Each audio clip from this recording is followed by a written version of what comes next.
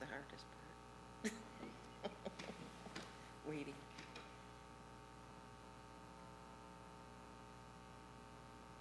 Science and faith, do they go together?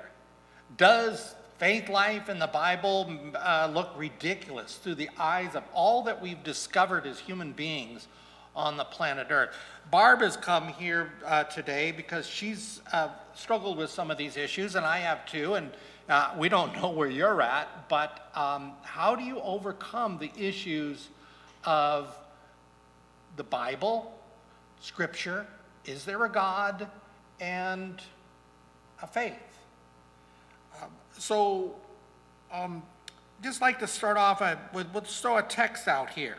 Psalm 95 verse 5 says, "The sea is his, for he made it, and his hand formed the dry land." The claim that's being made here in the Bible that the reason the planet Earth exists and the oceans are there is because God created them. And he created all the land and everything in this world. Some people say, well, we've moved beyond that. You know, that's kind of juvenile. I had a neighbor, she used to say, it's childish, you know. Well, and sometimes I think it does look childish. But Barb, you know, you've struggled in your life with science. I mean, when did it get to a place where you're like really at the top of that? I mean, the way you described it to me was like God and science were there and there was a struggle in your life. Did I hear you right? Pretty much. I was a science major in college and a life science major, but I also minored in geology too because I was interested in the history of Earth. And it didn't seem to go with all the stories I kind of grew up with about God and science. Because it was more like they were two totally different things. Was this like a gradual type of thing? Would you say if I knew you your freshman year and you were going to, what university did you go to? I went to Concordia in River Forest. Okay, I know that university. If I saw you in your freshman year, would you have struggled at that time before you went to a university? Some. I wanted to believe in God, that God did all this, but the parts about what he was and what his son was were really fuzzy to me. So it was like you would describe it as a fuzz. Yeah, okay, this sounded good, and I believed there was a God who created all the earth and the stuff in it, but it didn't seem to me like the science went with it. So I didn't know exactly what to think about God. He was just some being out there, and if he really cared about us, he wouldn't let bad things happen. But you know, earthquakes, floods. I mean, look at there's all these things going on, tornadoes and things all over, and well, even today, yeah. Yeah, like in the news. Right. So I was conflicted about the two. So I guess what I'm hearing you describe is what we call theodicy, and that is well, if there's a good God in the world, why does evil exist? Why do bad things happen? Why do young children get afflicted with some terrible things, whether it's a terrible family or terrible disease, or why would the environment, if we had a loving God, why didn't he stop that? Would you say that if we could talk to freshmen in River Forest, Chicago, was that beginning to be an issue in your life at that early of age? Yeah, it was. How about high school? There was conflict in it. There was some in high school too, because I really spent a lot of time with our geology, or earth science, they called it, and the teacher, and we talked about these things together too. Yeah. When I look back in my youth, and I told Barb before we turn on the camera, one of the things that always bugged me was when my mother used to say, well, God works in mysterious ways. And I'm thinking, like, what the heck is that stuff? Well, you know, if God is out there, why doesn't he tell us the way he works? I didn't say if God exists. I didn't really struggle with that issue. I believed in God in my life, but I thought, well, why doesn't he tell us the way he works? And I found that rather frustrating. You know, I did too. Oh, you did too. And maybe that's part of who we are as human beings, is that, you know, tell us what it is. Let's put it together in the box. Well, I say box. That's get it all down and give us the absolutes, let us know what you're doing, let us know why. Print it off and give it to us to read and Right. and know what to do, what we're supposed to be doing, or to explain what you're doing, what God is doing in the world. Why are suddenly all these people dying in tornadoes and things like that? So explain it to me. Right, and I know maybe that's it, and I think that the problem with faith is that faith says that, you don't know, but you trust in what you don't know. And maybe my experience as a youth and yours was this human desire to say, no, we gotta know. We need more information. The issue of why does evil exist in the world, I think that thing is still being struggled with. I mean, there are some things that we know, what doesn't kill you makes you stronger is one that secular society has picked up. And there's some truth to that, that your opposition in life builds you up. But at the end of the day, will we know everything? And I've heard as a pastor many times people say to me, well, when I get to heaven, I'm going to have a lot of questions. I've said that myself. Oh, you have? I have. And I'm thinking, getting to heaven is that I don't care. But maybe with me today, with still the doubt would be, I don't mess with what happens after this life. This is beyond me. Right. I trust in a God. I don't know if you're at that place, Pretty much. It's okay. Now I'm much more trusting in God as far as, okay, you say it's going to be better. I mean, it's going to be perfect in heaven. I guess I have a little trouble seeing how we're going to be happy all the time in heaven. I mean, we're not used to that. Right. Well, I don't know what that place would be like. I just say, and to sum it up here, for me, okay, you got to sum it up for yourself, and you got to work on wherever you're at with this. Just Barb and here and I want to encourage you to keep working. But to sum it up, I've got to a place of saying, I let things go that I don't understand, and I put them in God's hands. I think I could hear that being frustrating. I think that if I could go back to that's what I used to be, Tommy, when I was a little boy. Oh, yeah. Yeah, she was a school teacher. Maybe to say that little boy that, he grew up and to be able to say in his life, I don't know all things, God does, and I can deal with that.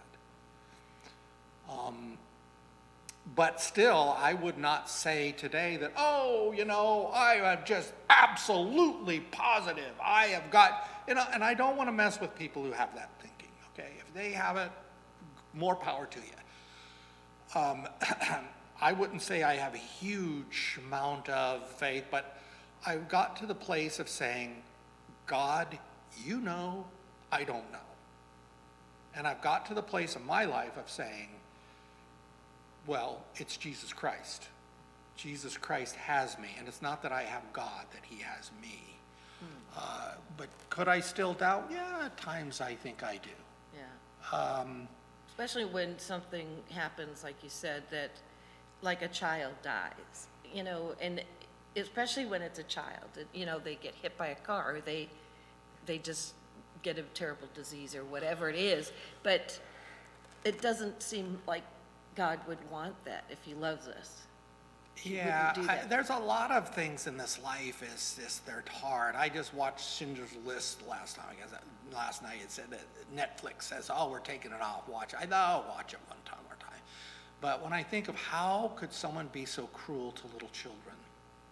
I went to school with a guy, and he turned out to be gay, which, kind of another story. Doesn't work in our circles, but I met up with him a few years ago in St. Louis, and he said that he became an atheist. And the reason he became an atheist was Sandy Hook. Yeah. Seeing these young children slaughtered on the floor. Well, he didn't see it himself, but the terror. And then it was theodicy is the fancy word we use. Why does evil exist? He said, no. That's it. There's another person who used to go to our church who said that he went to Vietnam and he saw the devastation and the hurt there. And he went through his upbringing with, in the church. He was confirmed. I don't think his family was, but he said in Vietnam, hey, if this is what God is about, forget it. I don't want any part of it. I don't want it. My brother is like that, sort of, very much too. He was in Vietnam twice, and now he's dying from Parkinson's that was caused by chemicals and stuff there, most likely. But yeah, it does make it really hard to reconcile what God said, what God is, and why he sent Jesus with what we see in real life, you know, with wars and all these different things that are going on. Well, there is that pain and that suffering of life, and a lot of things that happen, I hope, Don't happen. well, right, no one rides for free, I say, in this life. Right. That there is a pain of life. I think for me to resolve it again was just letting go and trusting in God. Now, if we go back to science again with you, Barb, and when you were, how old were you when you felt this is really your biggest time of struggling between faith in God and science? What would you describe as that? Probably as I took more and more classes about, you know, like life science and geology, it was like, wait a minute, this evidence here, like that they say, okay, that first, you know, the waters parted, and then there were different animals, but they tell out from the fossil record which animals came first and which ones came next, and that really goes. And then if you go to Genesis and you read that, you're going, hey, they come in the same order as it says here in the Bible. And also then, so it made me inquire about. I didn't know there was an order of animals coming onto the earth in the Bible. Well, he talks about, you know, the fishes, and then he talks about animals on land and different things. So, but it made me curious about that whole period of time, a day. Right, the day issue was an issue for you, that on this day he made this. I don't even have the days memorized of what happened. But so that was it. So would you say that's your junior or senior or year, or was it after graduation you're going, you know what, I just don't know about this stuff? No, before I left college, before I graduated, I decided, probably starting in my junior year and stuff, thinking, okay, you can't stay on the fence with this forever. You know, and put God on one side and science on the other side. So were you saying you're holding on to both of those? Well, I was struggling to pick one as the major thing. So you got to a place of your life, and this is the way, actually, just the way I thought I heard it from you. You had science and you had God, and they were both on the side, and you got to a place in your life of saying, I've got to figure out where my ultimate trust is going to be in this life. Right. Well, and mostly it was about religion and about God. So either I don't want to just say I'm a Christian and then always be going, or maybe, you know, it's not. But I wanted to get to a point where I felt really confident in my faith, that I could look at science, I could see science, I could learn about science, and they were fine together. So kind of you wanted to hold on to both that in your life. Yeah. But then I'm hearing also the but that you just gave is which one is going to be above the other. Right.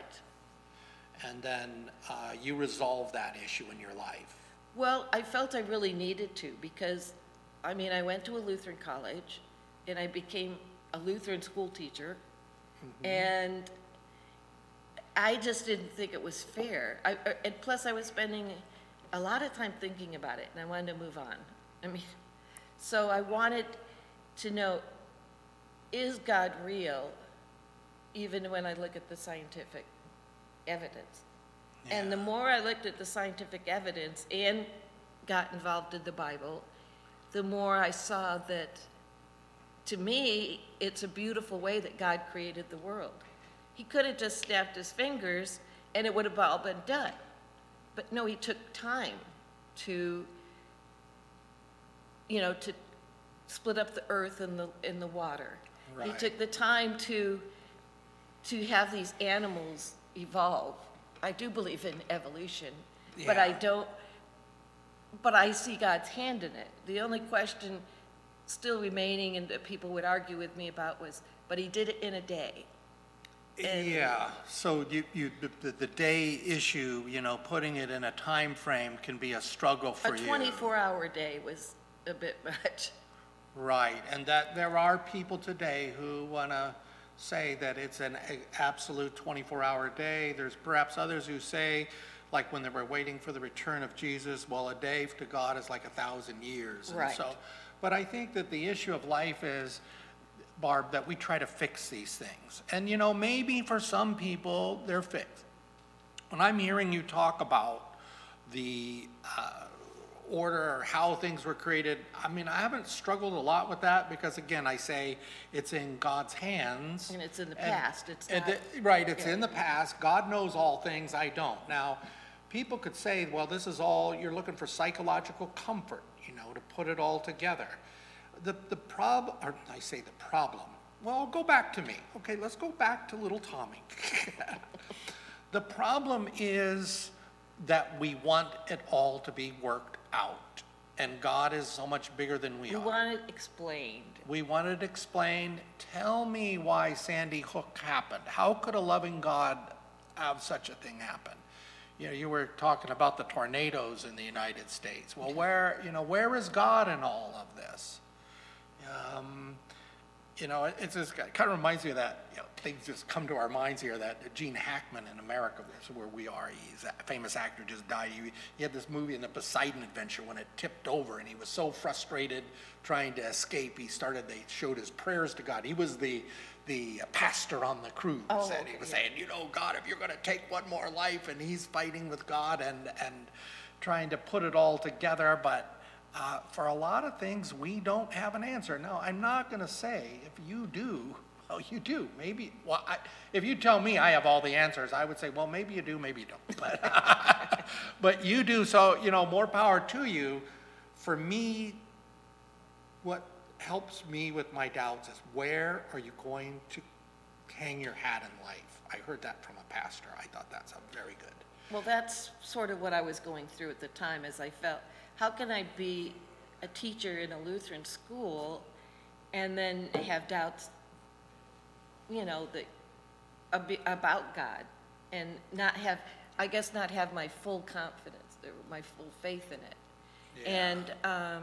And I struggled with the whole idea of why, okay, so people die, but can't you just have them die in their sleep or something? Not like where it's like why can't violent. we have a nice exit?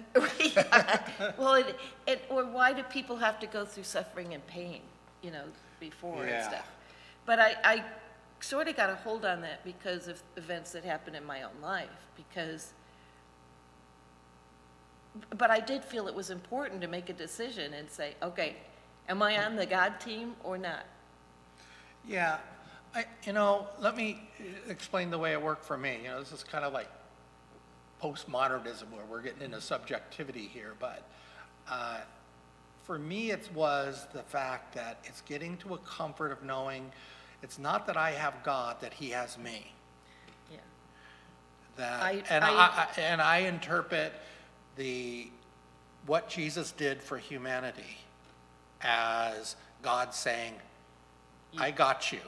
Not just that I have you in terms of, you all foul up and you all have issues in your life and you don't do life right with the absolutes of your purpose of life is to love God and love others. You're never going to get that right. I got you through my son Jesus. But then more than that, I even have you with, you don't have to have all the answers. I am God and I do. It's kind of like, it reminds me That's of why Job. I have a lot of questions when I get there. I want to know why. So we got you back into the questions. Well, I still have questions. I love to learn about things, and so I want to talk to him or sit at his feet and listen, maybe would be better. Yeah. But what I started seeing too, well, part of the reason I had to pick on this because my father died in my sophomore year at college so it was a shock. And it was pretty much, in our home, it wasn't really teams, but my mom her favorite was my brother because he was born when my dad was in World War II overseas, and so she was the only one that he had for those 2 years. And then my dad comes back from the Philippines, and there's this like almost 2-year-old that he didn't get to really bond with, as an infant and as a toddler and stuff. So, I mean, he was still a toddler, but yeah. And they'd been living with her mom and her sister and stuff, and he felt that, what I understand is that he felt that maybe he was a little bit spoiled. Do you? But so, and I was I came along 7 years after my brother was born, and my parents were 38 at the time when they had me, and so they for my dad, this was like a big chance to be a new dad, and to have all those experiences. So as it went through time, he and I, plus our personalities were more alike, my dad and I, my mom and my brother were more alike in their personalities. So your mom and your brother were like each other in their personalities? Yeah. Okay. Not and totally, that but and then my dad and I were... Like each other? Yeah. So, but there was a gap between you and your brother growing up. Yeah. Would you say that when you look back at your dad and his life and your mom, would you say that your faith grew beyond them or the same as them, or what? Oh, no, it grew... are we talking about their faith? Yeah, your faith and their faith. Oh, no, my faith grew pretty separately from the rest of my family. I mean, we went to church occasionally, the Christmas, Easter thing. And Right. we went and celebrated those holidays with relatives and stuff. But the thing is that, so they would basically take me to the local church, and it was a Methodist church. So I went there for Sunday school, etc.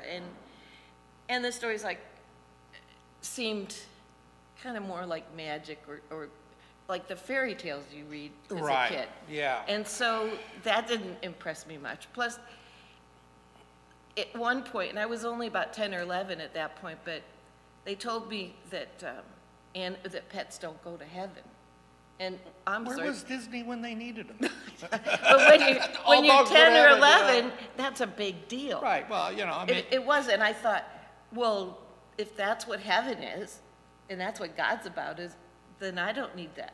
right. And I think that the issue of faith and where I can struggle is that what we call desirability bias, that we make up things, with as Sigmund Freud said, we can make up illusions in our mind that give us psychological comfort.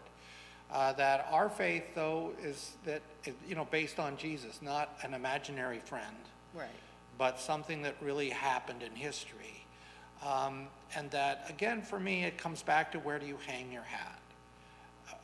And for me, it's that faith. And I appreciate your sharing about the fence, that you felt that one needs to come more than another. Right. And even though you were in a Christian setting, the writer of Hebrews says in 11 verse 1, he says, faith is being certain of what we do not see. It's saying there's something behind this world that we cling to. It probably makes more sense to cling to what you know, but then where does that lead? How did we get here? Who are we? What is this life? And again, I would go back to Jesus Christ. If you are struggling with your faith, and when I came to faith, it was like, I think something's going on with Jesus. It scared the living daylights out of me because I thought this could change my life, and it did. But because you could be deceived and build your life on something that's false. But looking to Jesus, what did he do? Why did he do what he did? Why does that matter?